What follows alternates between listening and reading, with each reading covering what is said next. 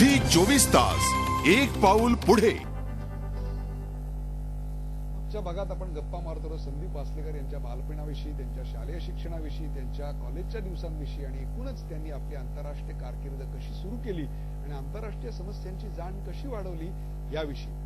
या भागात सुद्धा मला त्यांना अनेक महत्वाचे प्रश्न विचारायचे आहेत, अनेक आंतरराष्ट्रीय समस्यांवर त्यांना बोलतं करायचं आहे. संदीपजी, आपलं हार्ट टू हार्ट मध्ये स्वागत.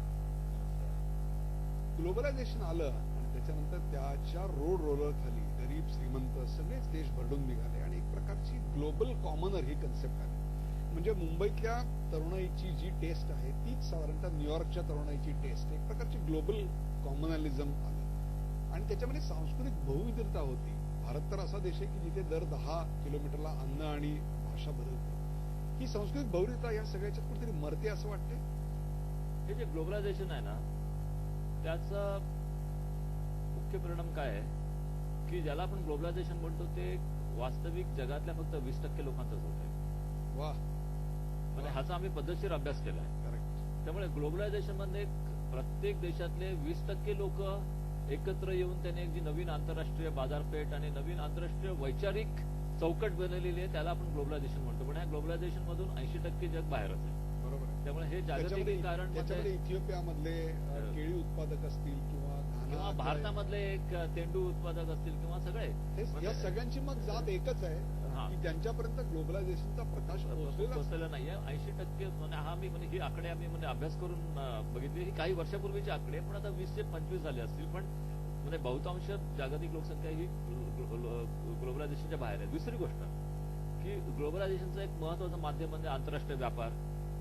आंतरराष्ट्रीय व्यापार जो चालतो जगातला 92% व्यापार फक्त 40 देश करतात आणि जगामध्ये 190 देश आहेत. 150 देश फक्त 8% व्यापार करतात. म्हणजे 150 देश जवळजवळ आंतरराष्ट्रीय व्यापाराच्या बाहेर अजूनही आहे. आणि हा जो 92% व्यापार 40 देश करतात त्यापैकी देखील बहुतांश व्यापार फक्त 12-13 देश करतात. म्हणजे हे जे ग्लोबलायझेशन आहे ते खूप कमी लोकांसाठी एकमेकांसाठी झालेले आहे आणि त्याच्यामुळे बरेचसे लोक भरडून निघालेले म्हणण्यापेक्षा ते बाहेरून म्हणजे असे किनाऱ्यावर आहेत, किनाऱ्या पलीकडे आहेत. आणि त्यामुळे कसे प्रत्येक देशांमध्ये म्हणजे अमेरिकेपासून भारतापासून चीनपर्यंत प्रत्येक देशामध्ये विषमता हा एक मोठा परिणाम झालेला आहे. आणि आपल्याला भारतातल्या विषमतेचं तर माहिती आहे, पण अमेरिकेत देखील 30% लोक असे आहेत की जे दारिद्र्य रेषेच्या थोडेफार वरती आहेत. त्यांचं जीवन राहणीमान खूपच कठीण आहे. ही अमेरिकेची स्थिती आहे.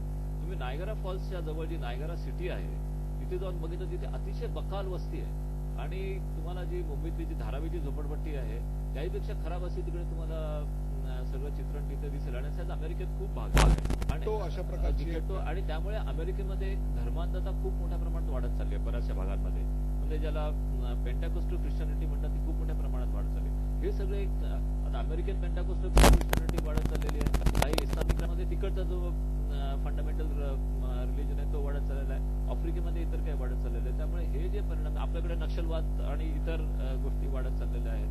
तर हे जे 80% लोकांना बाहेर ठेवणारं जे 20% लोकांचं जे जागतिक कारण आहे त्यामुळे अनफॉर्च्युनेटली दुसरं एक जागतिक कारण होते. पहिलं जे जागतिक कारण आहे 20% लोकांचं, that is globalization of opportunities, संधींचं जागतिक कारण. पण हे जे 80% बाहेर आलेले ते मग काय करतात, त्यांना बाहेर तर राहायचं नाहीये म्हणून मग ते दहशतवादाचा वापर करतात.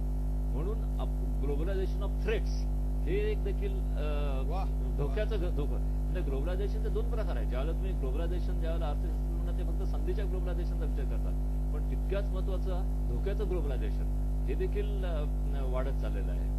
दहशतवादी संघटनांशी तुमचा संपर्क आहे, त्यांचा तुम्ही ट्रॅक ठेवत असता, तरी तुम्हाला जीवावर बेततंय असं नाही वाटलं?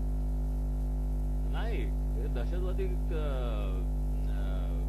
एकदम म्हणजे काय मजा येते त्यांच्याशी गप्पा मारायला. काय सांगतात, दहशतवाद्यांशी बोलताना मजा येते? हा, बिलकुल मजा येते त्यांच्याशी बोलताना. आणि कारण काय, ते एक आहे गोष्ट, हे जे नेते असतात ना दहशतवादी ते खूप बुद्धिमान असतात. म्हणजे त्यांचं औपचारिकदृष्ट्या शिक्षण कदाचित फारसं झालेलं नसेल, पण तसं म्हणजे त्यांना अनुभव खूप असतो. त्यांच्यापुढे खूप मोठी आव्हानं असतात, त्याचा ते सामना करत असतात. तर त्याच्यामुळे ते खूप चाणक्य असतात, बुद्धिमान असतात आणि त्यांच्याशी चर्चा करायची, त्यांच्याशी वादविवाद करायचे, ह्याच्यामध्ये खूप मोठी मजा येते. हे जे सोल्जर्स म्हणतात, जे फूड सोल्जर्स म्हणतात, ते मूर्ख असतात, त्यांना हे लोक वापरतात थोडक्यामध्ये.